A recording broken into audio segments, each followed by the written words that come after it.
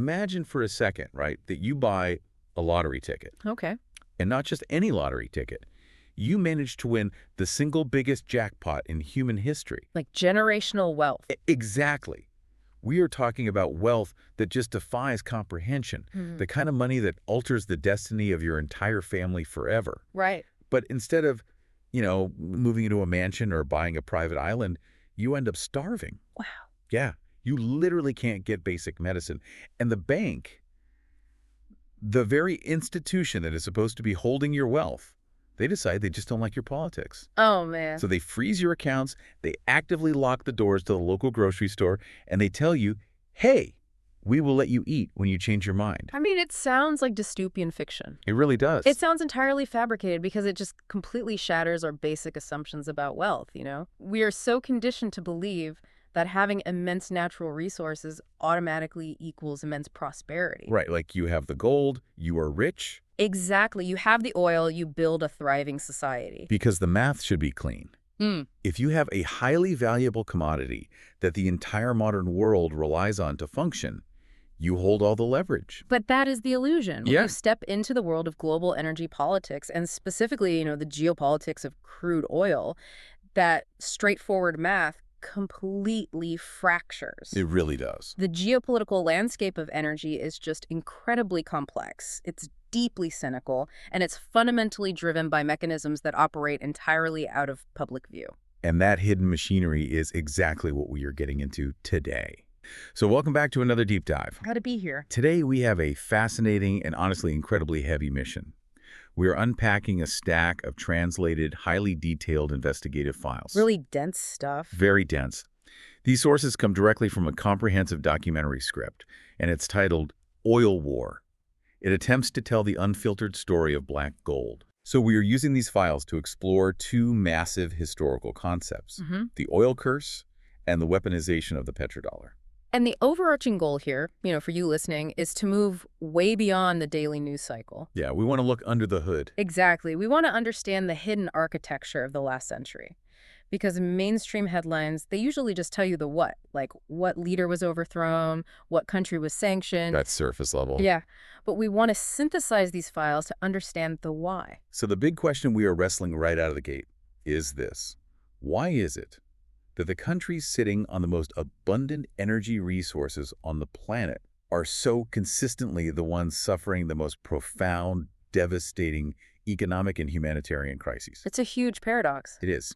But before we jump in, we do need to pause for a mandatory disclaimer. Yeah, definitely need to state this clearly. Because the source material we are working with today touches very heavily on polarizing, politically charged U.S. foreign policy actions that span several decades. Extremely heavy and often highly controversial material. Right. So we want to be crystal clear with you. Our goal today is strictly to impartially report on the contents provided in our sources. We are not endorsing these viewpoints. Exactly. Nor are we taking political sides left or right. We are simply here to synthesize the historical arguments and the data contained in the original investigative text so you can understand the broader geopolitical narrative that is being presented. Our job is basically to be the lens, not the filter. All said. And to set the stage for all of this, we need to define the core thesis of these sources. The fundamental argument here is that oil isn't just an energy source. Right. Viewing it merely as fuel for your car is a massive misconception. Oil is a global currency. And even more than that, it is a geopolitical weapon. A weapon. Yeah. The formula the sources present is simple but brutal. Whoever controls the global flow of oil controls the U.S. dollar. And whoever controls the U.S. dollar dictates the terms of global power. Okay, so let's unpack this by starting with the ultimate manifestation of that so-called oil curse. The starving lottery winner I mentioned earlier. Right. The perfect example. We are looking at the case study of Venezuela. And looking at the raw data in our files, the contrast between what Venezuela should be and what it actually is today is just staggering. It defies logic, at least until you look at the underlying mechanisms. I mean, picture the geography of Venezuela for a moment. Okay. You have this stunning South American country. It has a vast Caribbean coastline, dense portions of the Amazon rainforest, the towering Andes Mountain. And Angel Falls, right? The tallest waterfall in the world. Exactly. It was completely geographically blessed. But underneath all of that biodiversity is a literal ocean of crude oil. Our sources state that Venezuela sits on 302 billion barrels of proven oil reserves. Wait, 302 billion barrels. Yeah. Just to put that in perspective for the listener, that surpasses Saudi Arabia. Yep. It surpasses Iraq. It surpasses Iran. It's the largest on Earth. So theoretically, based purely on the raw value of the resources under the dirt, Venezuela should be the single richest nation on the planet. But the reality is a devastating nightmare. Yeah. The files detail a modern situation characterized by absolute economic collapse. We are talking about hyperinflation that, by 2018, hit over 1,000%. Okay, I want to pause on that mechanism for a second because people hear 1,000,000% inflation and it just sounds like a fake number. It sounds like a typo. Right. How does an economy actually reach 1,000,000% inflation? From what I understand in the text, when a petrostate's revenue drops, but they still have massive social programs to pay for, the government just starts printing their local currency, the bolivar, to pay their bills. Right, they just turn on the printers. But because the country imports almost all of its goods, food, medicine, machinery, and the global market demands dollars for those goods, the printed bolivars are worthless. Exactly. You end up with a situation where a single cup of coffee costs billions of bolivars. You literally need a wheelbarrow of cash to buy a loaf of bread. That is the exact death spiral. Yeah. Your entire life savings are obliterated over a weekend. God. And as a result, the text notes that 76% of the population fell into extreme poverty. Over 7 million people have fled the country on foot. 7 million. Yeah, seeking refuge in Colombia, Ecuador, and Peru. It created one of the largest displacement crises in the world. Unbelievable. The sources outline how hospitals are operating without antibiotics or anesthesia. People are living with maybe 2 or 3 hours of electricity a day. It's total systemic failure. It is. But what really stands out in this investigative script is how much of this collapse is attributed to deliberate external pressures, specifically American geopolitical strategy. Right. So to understand how we got to this point of total collapse, the sources take us back to the early 20th century. Oil was discovered in Venezuela in 1914. And for decades, the control of that oil wasn't in the hands of Venezuelans. No, not at all. It was controlled by Western oil companies, primarily massive American and British conglomerates. They controlled the drilling, the refining, and the vast majority of the profits were siphoned completely out of the country. But despite that, from the 1940s to the 1970s, Venezuela was still the world's largest oil exporter. Right. They were a founding member of OPEC. They built the richest economy in Latin America. Caracas was known internationally as the Paris of South America. Yeah, the text mentions it was full of skyscrapers, luxury hotels, high-end shopping districts. But that wealth never really reached the everyday people, though. No, a very small, well-connected elite enjoyed the luxury of Caracas, while the vast majority of Venezuelans living in the countryside or the urban slums remained incredibly poor. Right. So in 1976, the government decides to nationalize the industry. They create PDVSA, the state-owned oil company, officially bringing the oil under government control. Even then, according to the sources, PDVSA largely operated like an independent corporate entity. Oh. Yeah, it became politically corrupted, deeply inefficient, and heavily overstaffed. The real seismic shift, the moment the geopolitical tectonic plates actually snapped, happened in 1998. Okay, what happened in 98? That was the year Hugo Chavez was elected. Ah, okay. Oh. Chavez. So he was a former military officer, highly charismatic, and a fierce populist. Very fierce. His core promise to the Venezuelan people was incredibly straightforward, right? Yeah. Venezuela's oil wealth belongs to the Venezuelan people. Exactly. We are going to end poverty, provide universal education, and guarantee health care for all. And here's where it gets really interesting, because the sources provide some astonishing data on his actual achievements between 2000 and 2012. Yeah, the domestic metrics from that era are striking. The overall poverty rate dropped from roughly 50% down to 30%. That's a massive drop. Extreme poverty fell from 23% to 8.5%. Infant mortality was significantly reduced, and they achieved a 100% literacy rate. Wait, 100%. Yeah, and that was a milestone that was officially certified by UNESCO. Okay, so these aren't just government propaganda numbers inflated by the regime. No, the text explicitly notes that these were verified by the United Nations and the World Bank. Real people's lives were dramatically improving. They instituted massive free healthcare missions called Barrio Adentro, bringing doctors into the poorest slums, and they built over 2 million subsidized houses. But the source points out that Chavez's true crime, at least on the geopolitical stage in the eyes of Washington, wasn't his domestic social policy. Not at all. It was his oil diplomacy. It was the specific mechanism he used to fund those social programs. Yeah. So what did he actually do to alienate the Western powers so severely? Well, he unilaterally changed the rules of the game for foreign oil companies. Okay. Before Chavez took over, American and Western companies operating in the Venezuelan oil fields were taking home roughly 60% to 70% of the profits from the oil they extracted. Well, they were keeping the lion's share. Right. But Chavez flipped the script. He passed new hydrocarbon laws declaring that from now on, foreign companies would get 30% to 40%, and the Venezuelan state would keep the 60% to 70%. Oh, wow. That is a massive hit to the bottom line of some of the most powerful corporate entities on the planet. Exactly. Giants like ExxonMobil and ConocoPhillips simply refused. Really? They just said no. They abandoned their multi-billion-dollar infrastructure, walked away, and took Venezuela to international arbitration. That's wild. But Chavez didn't stop at just renegotiating contracts. He started using Venezuela's oil as a geopolitical tool against American interests. Like how? He offered preferential, heavily discounted oil rates to countries like China, Russia, Cuba, and Bolivia. He was actively and loudly building anti-American alliances across the global south. Okay, and that level of open defiance triggers a very specific historical playbook. It always does. The files point to the events of 2002. Venezuelan military officers suddenly removed Chavez in the middle of the night. They installed a wealthy businessman named Pedro Carmona as president. And the text notes that the Bush administration immediately gave this coup legitimacy.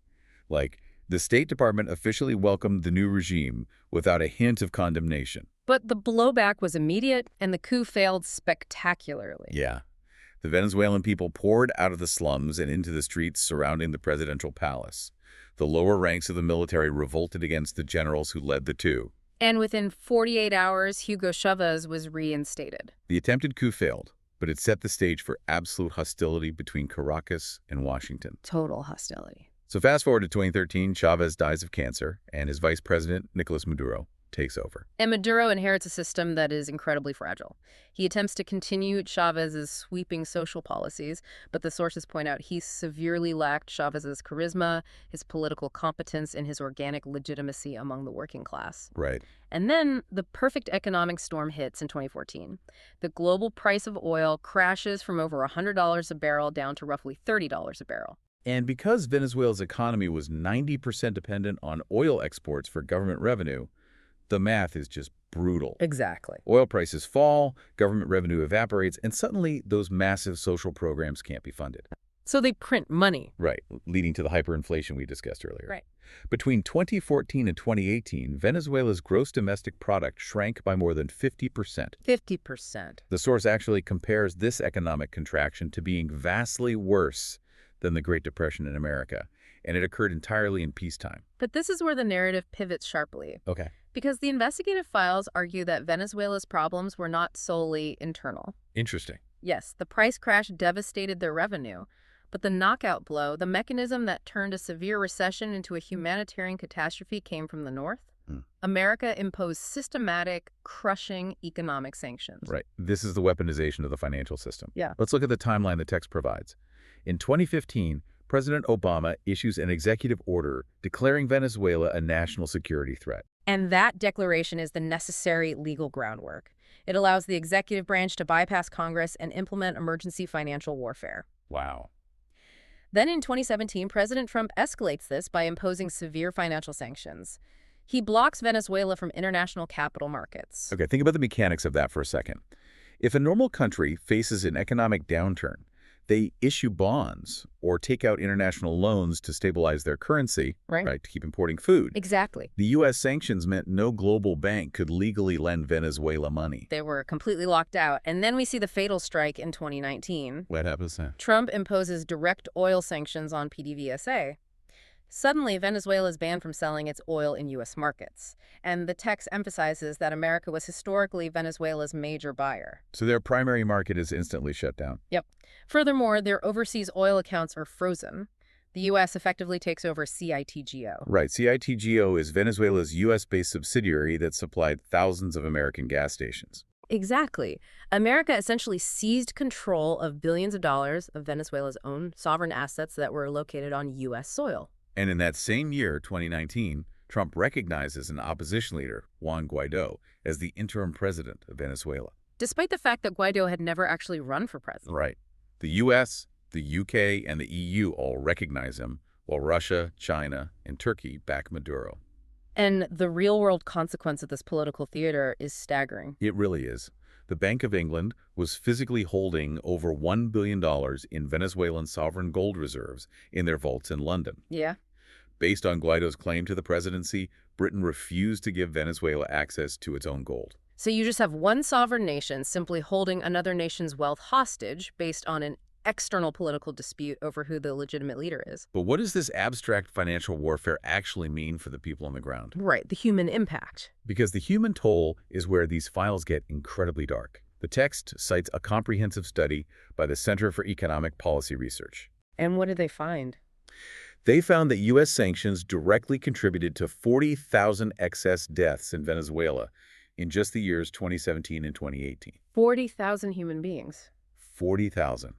Not from military conflict, not from bullets or bombs, but because the country was systematically blocked from importing basic food and life-saving medicine. The source notes there was a ban on importing medical equipment, a severe shortage of cancer drugs, and a total lack of insulin. It poses a very heavy question. Is this form of economic warfare effectively a war crime? That's the debate. Because international law considers intentionally harming civilian populations to be a gray area when it comes to economics. But as the text bitterly points out, it's a gray area because the most powerful countries are the ones who get to define the parameters of international law. Exactly. And the intent behind this wasn't accidental, right? It wasn't an unfortunate byproduct of policy. No, not at all. The source explicitly quotes Elliot Abrams, who served as Trump's special envoy to Venezuela. What did he say? He stated, and this is documented in the files, the purpose of sanctions is to create enough pain that the Venezuelan people demand change. Enough pain. Yeah. The files note that 4 million children ended up severely malnourished. That was the acceptable metric for enough pain to force a regime change. That's horrific. It brings me back to my analogy at the beginning. It's like winning the biggest lottery in history, but the bank freezes your accounts, locks the doors to the grocery store, and says, we'll let you eat when you overthrow your government. At what point does economic statecraft cross the line into collective punishment of millions of innocent people? Exactly.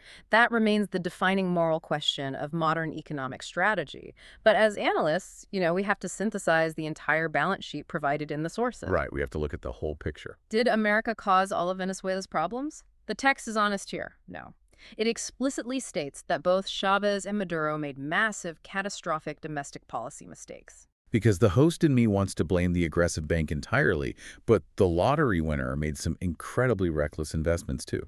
That's a good way to put it. The central failure of the Venezuelan government was making their economy 100% dependent on oil exports. They failed entirely to diversify their industries. Right. The text draws a really sharp contrast with Norway. When Norway discovered massive offshore oil reserves, instead of just spending the incoming cash flow on immediate consumption, they built a sovereign wealth fund. Smart. They invested the oil revenue into global stocks, real estate, and bonds for the future. Norway's fund is worth $1.4 trillion today. Wow. But Venezuela just spent the cash as fast as it came in. So when the global price of oil crashed, the music stopped and they had zero savings to fall back on. Exactly. And beyond the lack of diversification, the Venezuelan government instituted severe price controls. How did those work? Well, they demanded that farmers sell their crops at artificially low prices to make food cheap for the urban poor. Sounds good in theory. Right, but the prices were set so low that the farmers couldn't even cover the cost of seeds and fertilizer, so they simply stopped growing food. Oh, wow. This led directly to massive domestic food shortages. Add in systemic corruption, devastating currency mismanagement, and severe human rights violations. As Maduro suppressed political opposition, it's clear they bear immense responsibility for the fragility of their own system. And this is the crucial nuance the sources draw out. The internal mismanagement built an incredibly fragile house of cards. But the external U.S. sanctions were a Category 5 hurricane that blew the entire structure down. That's exactly it. The sanctions turned a severe economic recession into a catastrophic, lethal humanitarian disaster. But the concept of tying economic sanctions and regime change to oil nationalism is not a new phenomenon. No, not at all. To understand the roots of what happened in Venezuela in 2002 and beyond, the sources tell us we have to rewind another 50 years. Okay, where are we going? We have to look at the original blueprint for how the West handles nations that attempt to take back their oil. We have to examine Iran. Ah, Iran. The historical dots really start to connect here. We are looking at Persia, an ancient civilization spanning 3,000 years, the birthplace of algebra, incredible architecture, and poetry from figures like Rumi and Hafez. Yes. And sitting underneath this incredible cultural legacy is 157 billion barrels of oil, the fourth largest reserve in the world. They also have a young, highly educated population of 75 million people. They are producing incredible numbers of engineers, scientists, and doctors. But today, the text paints a grim picture. Iran has endured over 40 years of brutal economic sanctions. 40 years? Since 1979, the Iranian currency has lost 95% of its value. They suffer an estimated $40 billion annual loss directly due to sanctions, existing in almost total international financial isolation. It's staggering. So how do they get here? The mainstream narrative usually starts the clock in 1979 with the Islamic Revolution and the hostage crisis. Right. But our sources argue that starting the story in 1979 misses the entire cause and effect of modern Middle Eastern history. The real story begins in 1953. 1953 is the foundational moment in global geopolitics regarding oil. Operation Ajax. Let's delve into the mechanics of that. In 1951, Iran had a democratically elected prime minister named Mohammad Mossadegh. Right. He was Oxford-educated, widely popular, and he had one simple, powerful legislative agenda. Iran's oil is for the Iranian people. A very familiar sentiment. It echoes exactly what we just analyzed with Hugo Chavez a decade later. Yes, exactly. And Mossadegh acts on that promise. He nationalizes the Anglo-Iranian Oil Company, which is the massive corporate entity that we know today as British Petroleum, or BP. Right. Wow. He essentially takes Iran's oil fields back from British control. And the British government is absolutely furious. They immediately launch a naval blockade, stopping any Iranian oil from leaving the Persian Gulf. Wow. Then, Britain turns to the newly formed CIA and asks for help removing Mossadegh. And the CIA obliges. They orchestrate Operation Ajax, which was known as Operation Boot by the British intelligence services. It's vital to understand the mechanics here, though. This wasn't a military invasion with troops storming the beaches. Right. It was covert psychological and political subversion.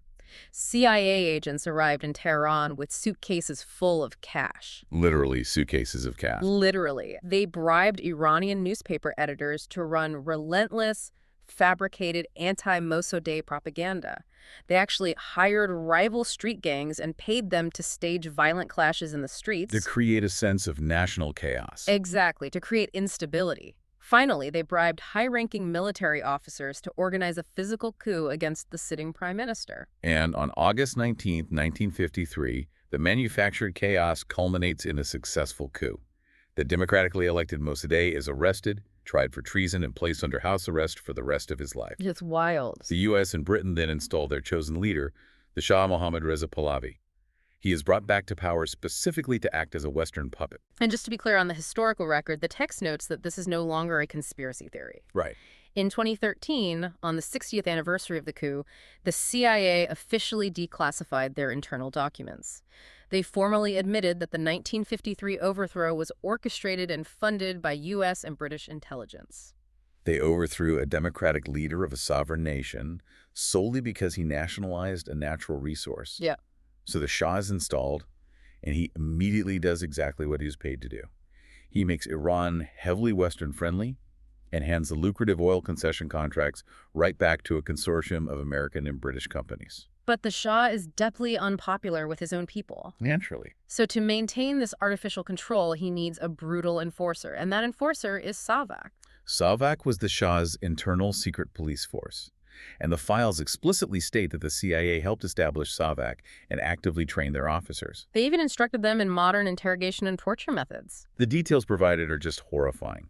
The text cites a 1976 report from Amnesty International, which stated that under the Shah, Iran had the highest rate of executions in the world. Wow. SAVAK's use of systematic torture was widespread, with tens of thousands of political prisoners languishing in dungeons simply for speaking out against the monarch. And America knew all of this. The intelligence agencies knew exactly what SAVAK was doing. Yet Washington maintained total public silence. Because the Shah was serving American oil interests and acting as a bulwark against Soviet influence. The bitter truth highlighted throughout these investigative files is that human rights, often only seem to matter geopolitically when an adversary violates them. Right. When a strategic ally does it, especially an ally controlling a major percentage of global oil flow, the international community often looks the other way. So we've 25 years of this reality, 25 years of Savak torture, CIA-backed oppression, and the Iranian people watching the immense wealth of their nation's oil flow out of the country to enrich Western corporations. And this immense pressure cooker finally explodes in 1979.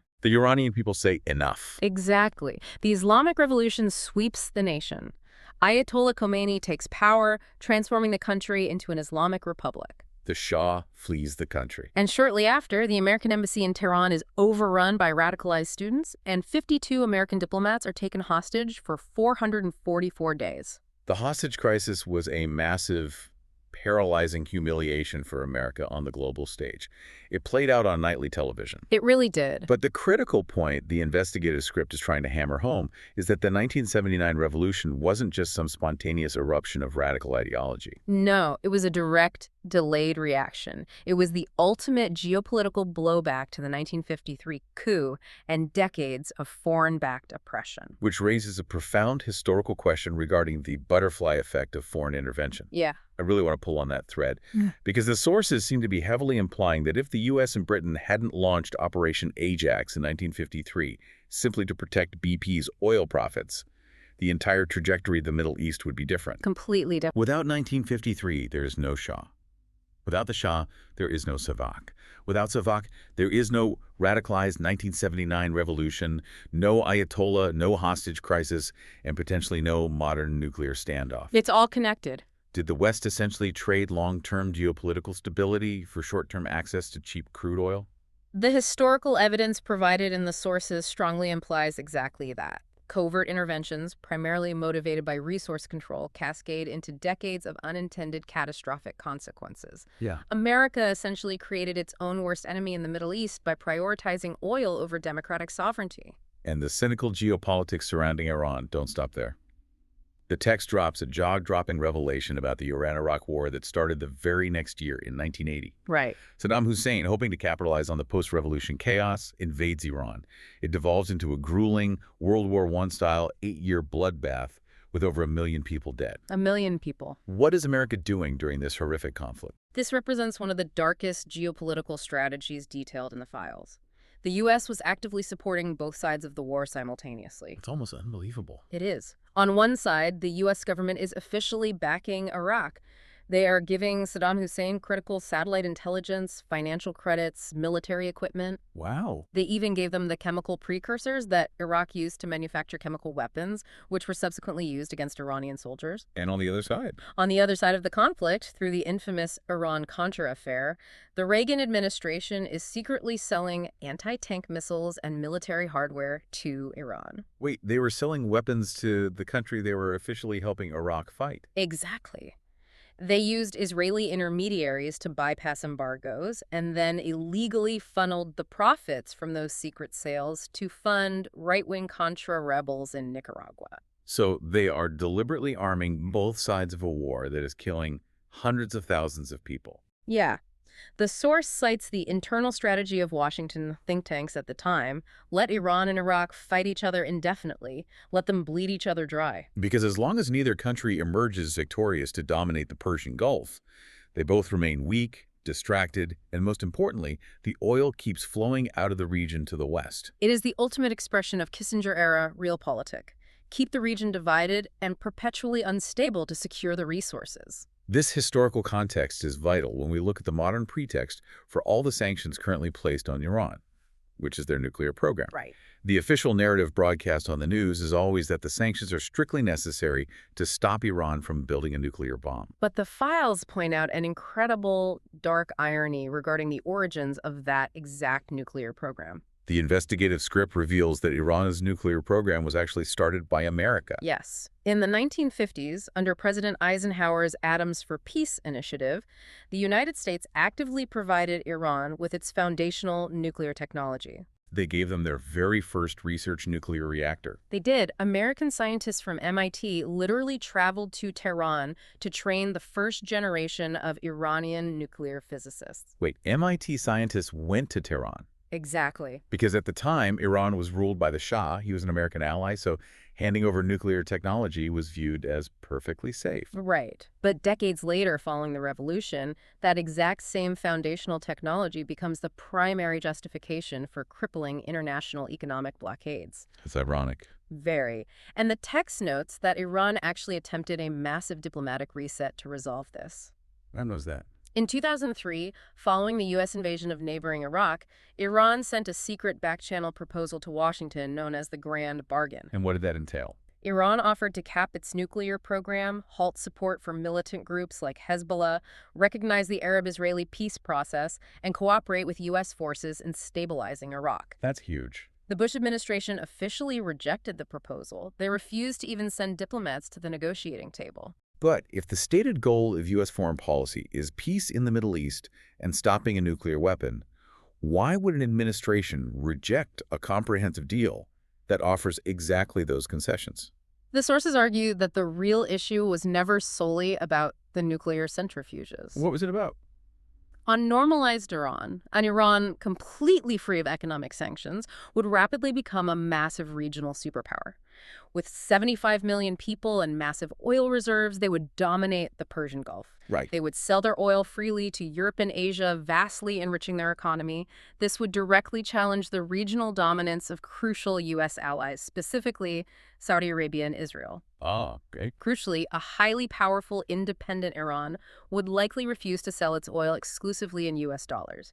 The threat Iran posed was fundamentally economic and geopolitical, not just military. So we jump forward to 2015, and there is a brief glimmer of diplomatic hope. Yes. The Obama administration, along with European allies, signs the JCPOA, commonly known as the Iran nuclear deal. And the terms imposed on Iran are incredibly strict. Very strict.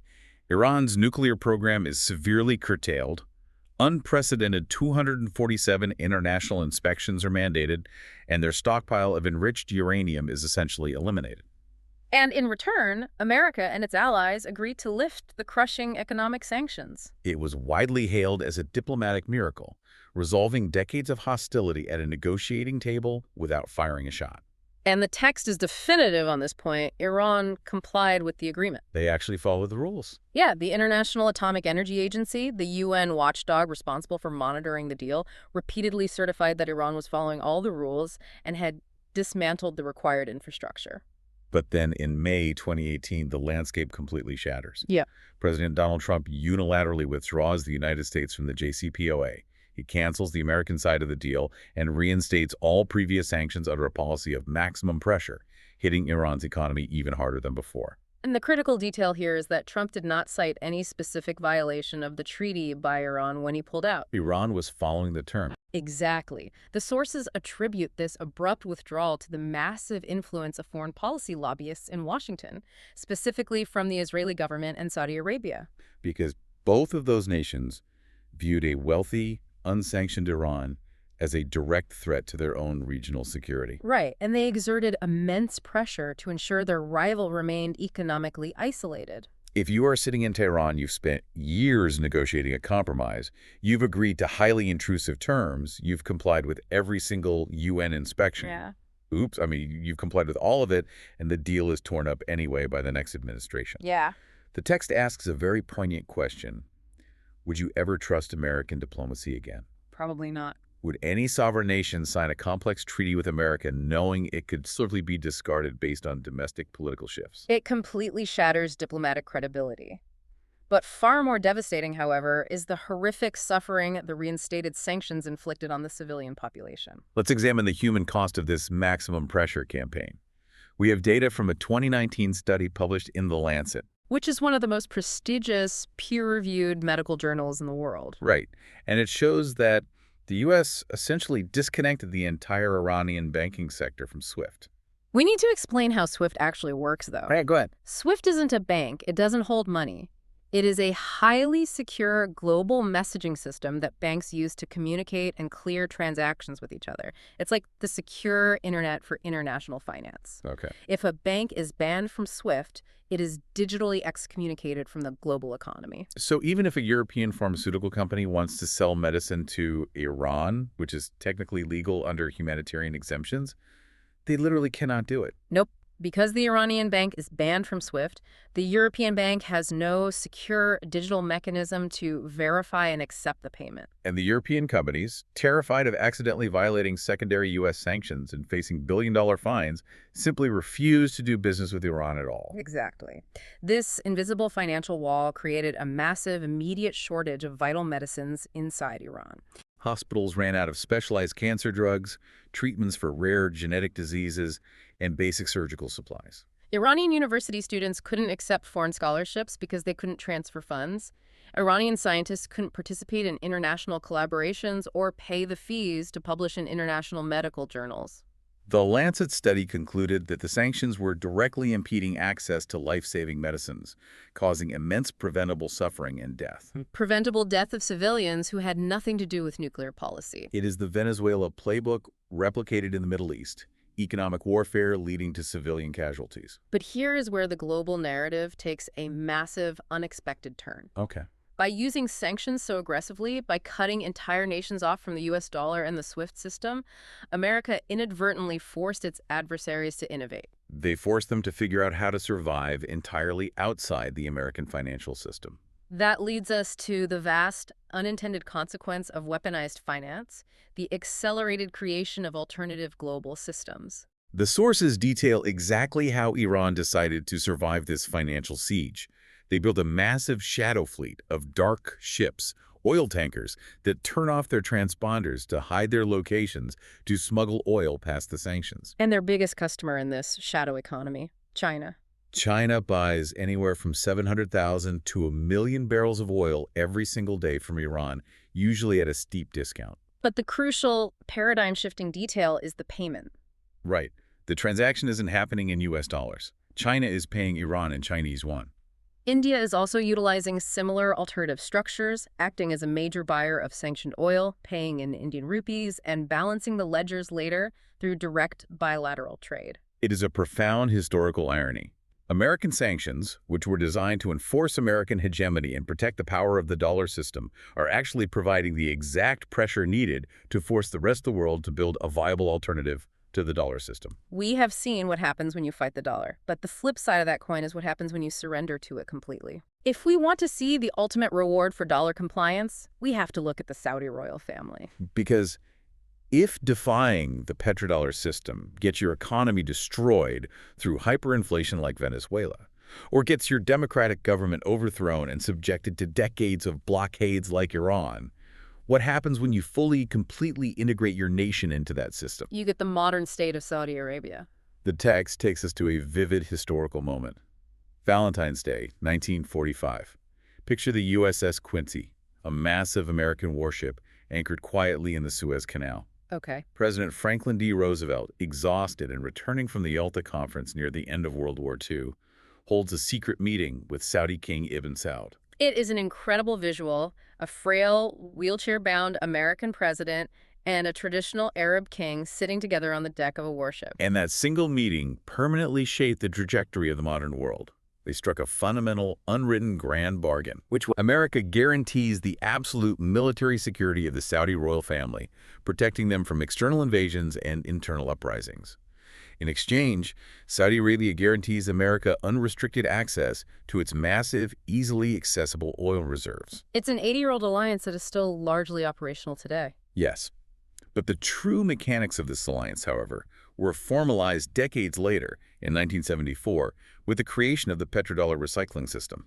We touched on this briefly, but understanding the intricate details of how this mechanism actually works is vital to understanding global finance. Walk us through it. Here is the genius of the mechanism. In 1974, following the shock of the Arab oil embargo, the U.S. sent officials to Riyadh to negotiate a deal. Saudi Arabia officially agrees to sell all of its globally exported oil exclusively in U.S. dollars. No matter where the oil is going. Exactly. Japan, France, Brazil, the buyer, must acquire U.S. dollars first to pay for it. This instantly creates an artificial, permanent, massive global demand for the U.S. currency. Because everyone needs dollars. Because everyone needs oil. But the second half of the deal is where the magic happens. Saudi Arabia takes all those billions of petrodollars they earn and recycles them directly back into the American economy. They don't just put the physical cash in a vault in Riyadh? No. The text outlines that they invest heavily in U.S. Treasury bonds, frequently holding over $125 billion in American government debt. Wow. They buy massive amounts of U.S. commercial real estate. They become major shareholders in U.S. defense contractors like Lockheed Martin and Boeing.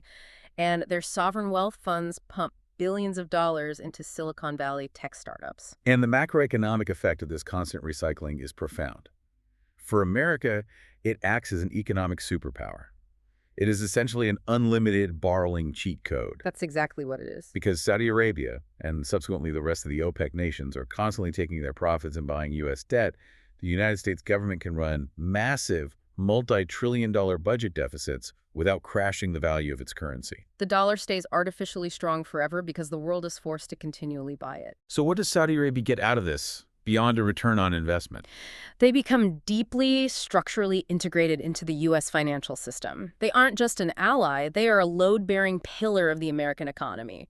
Pulling that pillar out would cause the roof to collapse. And that level of deep financial integration buys them something incredible on the global stage: total geopolitical impunity. The sources highlight a very dark, modern test of this relationship to prove just how far that impunity extends. October 2nd, 2018, the Saudi consulate in Istanbul, Turkey. Jamal Khashoggi, he was a prominent Saudi journalist, a vocal critic of the regime, and a columnist for the Washington Post. Yes. He was living in America and held a U.S. green card. He walks into his own country's consulate in Istanbul to get some routine marriage paperwork so he can marry his Turkish fiancée, who was waiting outside. And he never walks out. Saudi intelligence operatives who had flown in specifically for this operation were waiting inside the consulate. They murdered him and dismembered his body. It is a horrific, brazen assassination. The CIA conducts a thorough investigation, and their official conclusion is unequivocal. The assassination was not a rogue operation.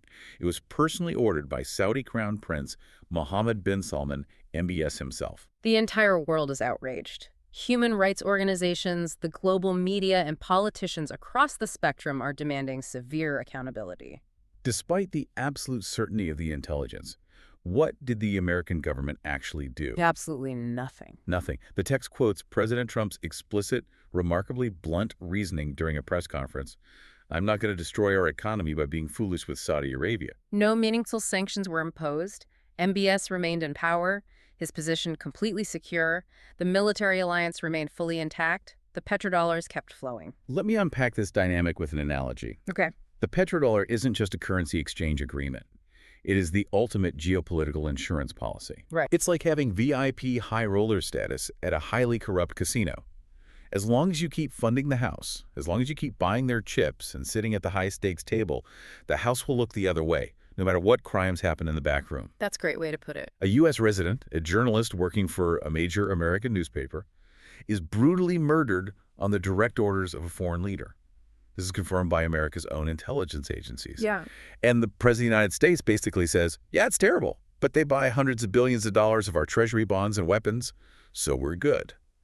Because the stability of the dollar and the flow of oil are structurally more important to the empire than human rights. That is the bleak, unsentimental reality of the petrodollar shield.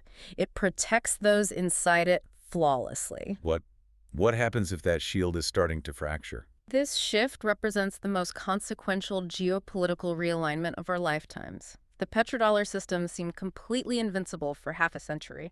But as we saw with the crippling blockades of Iran and Venezuela, when you use the global financial system as a weapon of war too frequently, you inevitably force the rest of the world to build an alternative. And we are seeing those alternatives emerge rapidly, moving from theory to practice. Let's look at the cornerstone of the petrodollar itself, Saudi Arabia. The files reveal a massive development. In 2024, the original 50-year term of the 1974 petrodollar exclusivity deal actually expired. And Saudi Arabia quietly chose not to renew it. Wait, really? Yeah, they just let the foundational agreement of modern global finance lapse. Today, Saudi Arabia is actively and openly selling oil in Chinese yuan, in Indian rupees, and in euros. They are no longer bound strictly to the dollar. That is a seismic geopolitical shift. The very foundation of the petrodollar system is slowly cracking. And the primary architect pushing this new multipolar financial architecture forward is China. China is the world's second largest economy, the manufacturing hub of the globe, and the absolute largest importer of oil on Earth. In 2023, they imported a staggering 11 million barrels of oil every single day just to keep their factories running. 11 million a day. Now, to buy that massive amount of oil in a traditional petrodollar system, China needs immense reserves of US dollars. To acquire those dollars, China has to manufacture and export an endless stream of goods to America. And China's leadership views this as a massive, unacceptable strategic vulnerability. They are America's biggest geopolitical competitor, yet their economic survival is fundamentally dependent on America's financial system and currency. Right. If Washington ever decided to sanction Beijing the way they sanctioned Moscow or Tehran, the Chinese economy would halt in weeks. So they made a highly strategic countermove. In 2018, China launched the Shanghai International Energy Exchange, officially introducing yuan-denominated oil futures, the Petroyuan. They are looking at the world's major oil producers, Russia, Iran, Saudi Arabia, and saying, sell us your oil in our currency and we will pay you in our currency, completely bypassing the New York banking system. And it's working. In 2023, China signed a massive $88 billion oil supply deal with Russia, transacted entirely in yuan. 0 American dollars were involved in one of the largest energy deals of the decade. Saudi Arabia sold oil to China in yuan for the first time ever. The United Arab Emirates is running cross-border trade experiments using digital yuan. This represents the most serious, coordinated challenge the petrodollar has faced since its inception. And China is pairing this financial strategy with massive physical infrastructure projects designed to secure its oil supply routes from American military interference. We hear a lot about the Belt and Road Initiative, the BRI. Officially, it's pitched as a $1 trillion investment in global trade connectivity, building roads and bridges across 70 countries. Right. But the investigative files argue that the hidden reality of the BRI is fundamentally about oil and resource security. Take the China-Pakistan Economic Corridor, or CPEC. China fully funded and built the massive deepwater Gwadar port in Pakistan, which sits right on the edge of the Arabian Sea, remarkably close to the Persian Gulf. Why is that specific location so critical? Traditionally, oil tankers leaving the Persian Gulf heading to Chinese ports have to sail all the way around India and navigate through the Malacca Strait near Singapore. And the Malacca Strait is a very narrow, highly congested choke point, heavily patrolled and easily blockaded by the U.S. Navy. But with the Gwadar port operational, China can dock the oil tankers in Pakistan, unload the crude, and pipe it directly overland through the Himalayas into western China. They completely bypass the American naval choke point. Geopolitically and militarily, that is a masterstroke. They are securing both the financial mechanism to buy the oil and the physical route to deliver it, completely outside U.S. control. Now, let's analyze another major global player navigating this rapidly shifting landscape, India. India's position is fascinating. They are the world's third largest oil importer, and their economy is highly vulnerable because they depend on foreign imports for 85% of their total oil needs. They import around 5 million barrels a day, creating an enormous annual import bill of over $150 billion. Like China, their domestic economic growth and their ability to pull hundreds of millions of people out of poverty is fundamentally dependent on securing reliable, affordable energy, which historically meant securing U.S. dollars. But the files detail a very bold strategic pivot by India that openly defied the Western financial system. Oh. In February 2022, Russia launches its invasion of Ukraine. The United States and Europe immediately retaliate by slapping unprecedented, crippling sanctions on Russian oil exports. They issue a mandate to the global community. Do not buy energy from Moscow.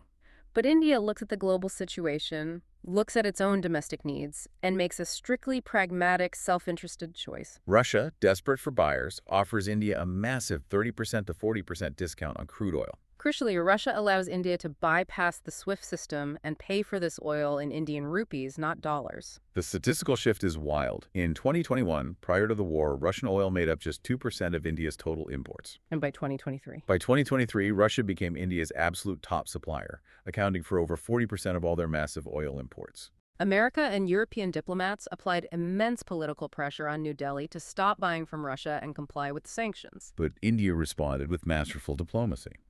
They essentially stated, "We are a developing nation of over 1.4 billion people. We require affordable energy to survive. Our primary moral obligation is to our own citizens, not to Western geopolitical conflicts. We will manage our own strategic interests." And the financial result of that defiance is immense. The text estimates that between 2022 and 2023, India saved an estimated $35 billion to $50 billion by buying discounted Russian oil in rupees. They successfully resisted petrodollar pressure, saved tens of billions of dollars, kept their domestic inflation in check, and demonstrated to the world what true strategic autonomy looks like in action. Furthermore, India is playing a long-term, highly sophisticated strategy of diversification. They aren't just trading one dependency for another by relying entirely on Russia. Right. They still buy roughly 20% of their oil from Iraq, 15% from Saudi Arabia, and 8% from the UAE. They are simultaneously building massive underground strategic petroleum reserves caverns designed to hold a 65-day emergency supply of crude. Even when the U.S. heavily pressured India in 2018 to completely stop buying Iranian oil under the renewed sanctions, India quietly set up a complex barter system to continue trade in rupees, partially circumventing the blockade to keep the oil flowing. India is walking an incredibly complex geopolitical tightrope. They are balancing American defense demands, intense border competition with China, crucial economic ties with Russia and Iran, all while ruthlessly securing their own energy grid. This is exactly what sophisticated oil diplomacy looks like in a messy, multipolar world. Which brings us to the crucial macroeconomic data. We have to separate the hype from the reality. Is de-dollarization actually happening, or is it just a sensationalized buzzword? Yeah, it's a term thrown around constantly on financial news networks. What does this all actually mean for the listener going about their daily life? Are we talking about a sudden, catastrophic collapse of the U.S. dollar tomorrow, like driving off a cliff edge? Or is it more like a slow leak in a tire? And with the recent expansion of the BRICS alliance, can this fractured group of developing nations truly create a unified currency that rivals the deeply entrenched dollar? Well, let's analyze the hard evidence provided in the text. The evidence for a trend of de-dollarization is substantial and growing. You have Russia and China conducting massive bilateral trade in yuan. You have India and Russia trading in rupees. Saudi Arabia is now accepting yuan for oil. But perhaps the most significant indicator is the rapid, aggressive expansion of the BRICS Plus alliance. Right. In 2024, BRICS, which historically consisted of Brazil, Russia, India, China, and South Africa, expanded to include Saudi Arabia, the UAE, Iran, Ethiopia, Egypt, and Argentina. That roster expansion is wild. It really is. BRICS Plus now includes several of the world's largest oil producers alongside the world's largest oil consumers, all operating within a single economic bloc. If you run the numbers, together, this expanded group now controls over 40% of the world's global oil supply. Wow. If this bloc collectively decides to stop trading oil in U.S. dollars and instead utilizes a new gold-backed BRICS currency or simply trades in local currencies, the foundation of the petrodollar is existentially threatened. However, the text also provides the critical evidence against an imminent collapse, demanding a reality check. Which is important. Building a single, unified BRICS currency is a massive, almost insurmountable short-term challenge. These countries have vastly different economic systems, heavily competing political interests. Look at the border tensions between India and China, and they have no common central bank to manage monetary policy. Right. Creating a unified currency like the euro took decades of deep political alignment among highly similar Western democracies. Expecting BRICS to achieve that overnight is unrealistic. And the hard statistics support that sober reality check. Factoring in the data, the U.S. dollar's share of global reserve currencies was at a massive 71% in 1999. By 2022, that number had fallen to roughly 58%. It is a 13 percentage point decline over a quarter of a century. It is a mathematically real decline. The leak in the tire is real. But even at 58%, it remains the dominant reserve currency by a massive margin. The euro sits at around 20%, and the Chinese yuan, despite all the headlines, only accounts for about 2.6% of global reserves. So the dollar's absolute monopoly is undoubtedly declining, but the currency is not collapsing overnight. Wow. The transition from a unipolar financial world dominated entirely by Washington to a multipolar currency world is undeniably happening, but the timeline will be measured in decades, not days. We've spent this time unraveling the dense oil war documentary files, and the core takeaways we've synthesized are just profound. Truly. Oil is not just a commodity that magically appears at your local gas station. It is the fundamental geopolitical weapon of the modern era. Regime change is not a paranoid conspiracy theory. It is a meticulously documented, publicly admitted policy tool used to control resources from 1953 in Iran to modern-day Venezuela. And we've examined how aggressive economic sanctions often function as modern siege warfare against innocent civilians, causing immense preventable suffering in the pursuit of political leverage. And we are actively watching the era of unipolar, unchallenged U.S. dollar dominance slowly give way to a messy, highly complex, multipolar world. This is where we must connect this vast landscape of geopolitics back to you, the listener. How does this intricate history apply to your daily life? The next time you see a breaking news headline that reads, America imposes severe sanctions on country X, don't just passively accept the surface level narrative of good versus evil. Right. Ask yourself, what is the underlying oil connection? If you read that a foreign leader is suddenly being universally labeled as a brutal authoritarian in the Western press, pause and ask, is that leader attempting to nationalize their resources? Are they challenging the petrodollar system? This isn't about adopting a worldview of pure cynicism where you believe everything is a lie. It's about shifting from passive media consumption to rigorous, informed citizenship. It's about understanding the historical mechanics, the hidden architecture of how the world actually works, so you can critically question the narratives being presented to you by people in power. Because informed citizens who truly understand how geopolitical and financial power operates are the only ones capable of demanding better, more ethical behavior from their own institutions. Speaking of demanding a different reality, I want to leave you with one final, deeply provocative thought. Let's hear it.